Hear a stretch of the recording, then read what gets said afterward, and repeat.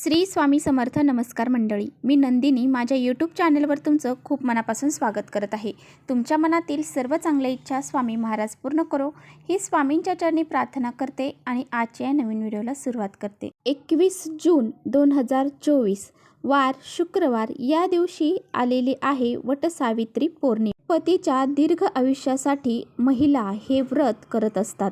आपल्या हिंदू धर्मामध्ये वटसावित्री सणाला अतिशय महत्त्व दिलं जातं. म्हणूनच आपण 21 जूनला हे व्रत पाळणार आहोत. दरवर्षी ज्येष्ठ महिन्यातील जी पौर्णिमा आहे तर त्या पौर्णिमेला वटसावित्री पौर्णिमा ही साजरी केली जाते. वटपौर्णिमेच्या दिवशी स्त्रिया आपल्या नवऱ्यासाठी व्रत पकडतात आणि त्याचबरोबर वडाची पूजा करतात आणि आपल्या पतीला दीर्घ आयुष्य मिळावं याची कामना करतात. वटपौर्णिमेच्या दिवशी वडाची पूजा केल्याने अखंड सौभाग्य प्राप्त होते. जीवनात अपार सुख आणि समृद्धी देखील प्राप्त होते आणि म्हणूनच या वटसावित्री पौर्णिमेच्या दिवशी वटसावित्रीचं व्रत पकडून या दिवशी विधिवत पूजा करून हे व्रत संपन्न केले जाते. त्याचे फळ अतिशय दुप्पट पटीने आपल्याला मिळत असते. त्याप्रमाणे वडाच्या झाडाचं जे आयुष्य आहे ते दीर्घ आयुष्य असतं. तसंच आपल्या पतीला देखील दीर्घ आयुष्य मिळावं यासाठी त्या वडाच्या झाडाला स्त्रिया फेऱ्या घालत असतात आणि 7 जन्मी हाच पती मिळावा म्हणून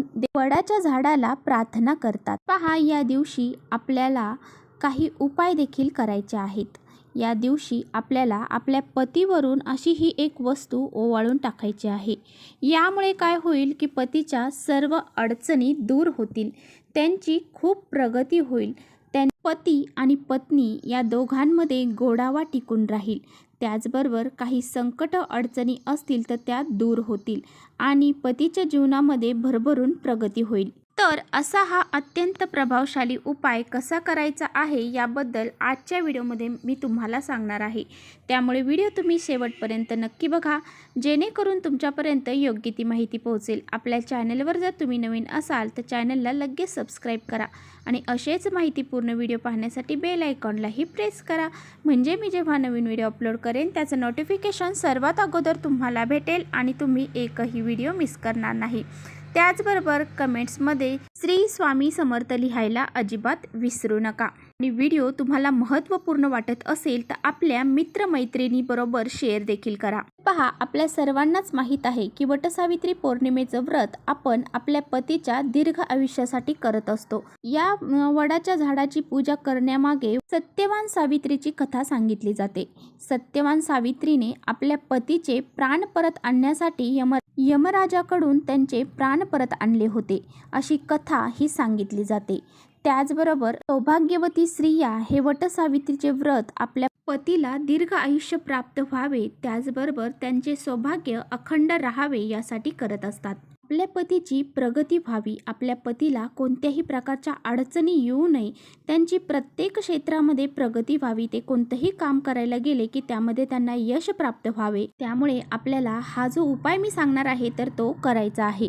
जर तुमच्या पतीची प्रगती होत नसेल, त्यांच्या जीवनामध्ये सारखे अडथळे निर्माण होत असतील, पती पत्नीमध्ये गोडावा राहिला नाही, त्यांच्यामध्ये सारखे वादविवाद होत आहे, भांडणं होत आहेत, तर यासाठी सुद्धा तुम्ही हा उपाय करू शकता. तर हा उपाय तुम्हाला कधी करायचा आहे तर हा उपाय तुम्ही सकाळीही करू शकता, दुपारीही करू शकता किंवा मग संध्याकाळी केला तरी चालेल. तर पहा, या दिवशी तुम्हाला सकाळी लवकर उठायचं आहे, त्याचबरोबर स्नान करायचं आहे. त्यानंतर तुम्हाला तुळशीची देवघरातील देवांची पूजा, तुळशीची पूजा करून घ्यायची आहे. त्यानंतर तुम्हाला वडाच्या झाडाची पूजा करायची आहे. ही पूजा करून झाल्यानंतर जेव्हा तुम्ही घरी येताल तेव्हा तुम्हाला हा उपाय लगेच करायचा आहे. किंवा तुम्हाला लगेच शक्य नसेल किंवा तुमचे पती घरी नसतील, जेव्हा तुमचे पती घरी येतील तेव्हा जरी तुम्ही हा उपाय केला तरी चालेल. तर पहा, तुम्हाला काय करायचं आहे, तुम्हाला एक पूजेचं ताट तयार करायचं आहे. त्या ताटामध्ये तुम्हाला एक दिवा लावायचा आहे. त्या दिव्यामध्ये तुम्हाला चुकूनही तूप घालायचं नाही, तेलच तुम्हाला घालायचं आहे. तर पहा, यानंतर तुम्हाला एक मूठभर तांदूळ घ्यायचे आहेत, परंतु हे तांदूळ घेताना तुम्हाला अखंडच घ्यायचे आहेत. एक सुद्धा तांदूळ तुम्हाला तुटलेला घ्यायचा नाही. त्याचबरोबर थोडी कुंकवाची पेस्ट तुम्हाला तयार करायची आहे. तर पहा आता तुम्हाला काय करायचं आहे, तर तुम्हाला तुमच्या पतीला पूर्व पश्चिम अशा दिशेने बसवायचं आहे. बसवताना खाली आसन टाकायचं आहे आणि त्यानंतरच बसवायचं आहे. त्यानंतर तुम्हाला सर्वात अगोदर तुमच्या पतीला गंध लावायचा आहे. जे आपण कुंकवाची पेस्ट केलेली आहे त्याचा गंध तुम्हाला त्यांना लावायचा आहे. त्या अक्षता ज्या आहेत तर त्यांना त्या गंधावरती लावायच्या आहेत आणि त्यानंतर आपल्याला ह्या दिव्याने त्यांना ओवाळायचं आहे. त्यानंतर जे मुठभर तांदूळ आपण घेतलेले आहेत तर ते तांदूळ तुम्हाला एका वाटीमध्ये घेता आले ते एका वाटीमध्ये घ्या किंवा मग मुठीमध्ये तुम्हाला धरता येत असतील तर एका मुठीमध्ये धरू शकता. आणि त्यानंतर हे तांदूळ घेऊन तुम्हाला तुमच्या पतीच्या डोक्यावरून जसं घड्याळाचा काटा फिरतो त्या प्रकारे तुम्हाला गोलाकार पद्धतीने ओवाळायचे आहेत. असं तुम्हाला 7 वेळा करायचं आहे. तर पहा, जसं आपण वडाच्या झाडाला 7 फेऱ्या मारतो की आपल्याला 7 जन्मी हाच पती मिळावा, त्याच पद्धतीने 7 वेळा आपल्याला नवऱ्याच्या डोक्यावरून अशा पद्धतीने हे तांदूळ हे ओवाळायचे आहेत. त्यानंतर हे तांदूळ तुम्ही तुमच्या घराच्या जवळ वडाचं झाड असेल तर त्या झाडापाशी जाऊन अर्पण करू शकता किंवा मग तुम्ही पक्ष्यांना देखील खाऊ घालू शकता किंवा एखाद्या गाईला देखील तुम्ही चारू शकता. त्याचबरोबर जो दिवा होता तर तो दिवा तुम्हाला तुमच्या घराच्या जवळ वडाचं झाड असेल तर तिथे नेऊन लावायचं आहे. नसेल शक्य, जर तुमच्या घराजवळ ते झाड नाही, लांब आहे, तर मग तुम्हाला काय करायचं आहे, तर तो दिवा तुम्हाला उचलून तुळशीपाशी ठेवायचा आहे. प्रयत्न करा, जर तुम्हाला वडाच्या झाडाखाली ठेवता आला तर नक्की वडाच्या झाडाखालीच नेऊन ठेवू शकता. तर अशा पद्धतीने हा उपाय तुम्हाला वटसावित्री पौर्णिमेच्या दिवशी करायचा आहे. उपाय वटसावित्री पौर्णिमेच्या दिवशी केल्याने पतीच्या जीवनातील सर्व अडचणी, दोष दूर होतात आणि पतीची भरभरून प्रगती होते. सर्वात महत्त्वाची गोष्ट म्हणजे पती पत्नीमध्ये असणारा गोडावा हा टिकून राहतो. असा हा एक उपाय आपण फक्त वर्षातून एकदाच करू शकतो.